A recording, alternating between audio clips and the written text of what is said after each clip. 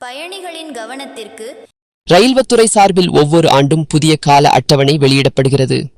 இந்த ஆண்டுக்கான புதிய கால அட்டவணை தள்ளி வைக்கப்பட்டு வரும் ஜனவரி 1ஆம் தேதி வெளியிடப்படும் என்று அறிவிக்கப்பட்டுள்ளது. இதற்கான பணிகளை தெற்கு ரயில்வே அதிகாரிகள் விரைவாக செய்து வருகின்றனர். குறிப்பாக கன்னியாகுமரி முதல் சென்னை வரை உள்ள இரட்டை இருப்பு பாதை பணிகள் முடிவு பெற்று ரயில்கள் வேகமாக இயங்கி வருகின்றன. இந்த காரணத்தால் வரும் ஜனவரியில் வெளியாகவுள்ள கால அட்டவணையின் பல்வேறு ரயில்களின் கால அட்டவணையில் மாற்றம் இருக்கும் என எதிர்பார்க்கப்படுகிறது.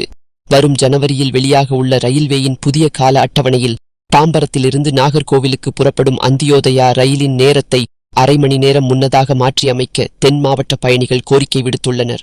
இதுகுறித்து கன்னியாகுமரி மாவட்ட ரயில் பயணிகள் சங்க நிர்வாகிகள் கூறியதாவது: கூட்ட நெரிசல் மிக்க வழித்தடங்களில் சாதாரண மக்கள் பயனடையும் வகையில் தாம்பரம் நாகர்கோவில் இடையே அந்தியோதயா ரயில் இயக்கப்படுகிறது.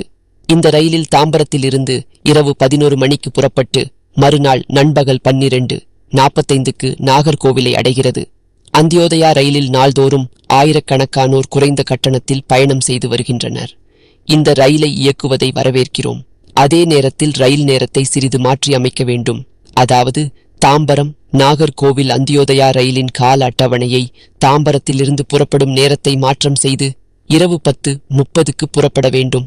மேலும் இந்த ரயிலின் வேகத்தை அதிகப்படுத்தி காலை 10:30க்கு நாகர்கோவில் அடையும்படி இயக்க வேண்டும். இது தவிர நாகர்கோவிலிருந்து தாம்பரத்துக்கு ஞாயிற்றுக்கிழமை சிறப்பு ரயில் இயக்கப்படுகிறது. இந்த ரயிலின் கால அட்டவணையை மாற்றம் செய்து இரவு 7:30க்கு நாகர்கோவிலில் இருந்து புறப்படும்படி இயக்க வேண்டும். மறுமார்க்கமாக இந்த ரயிலை தாம்பரத்தில் இருந்து நண்பகல் 12:30க்கு புறப்படுமாறு இயக்க வேண்டுமென அவர்கள் கூறியுள்ளனர்.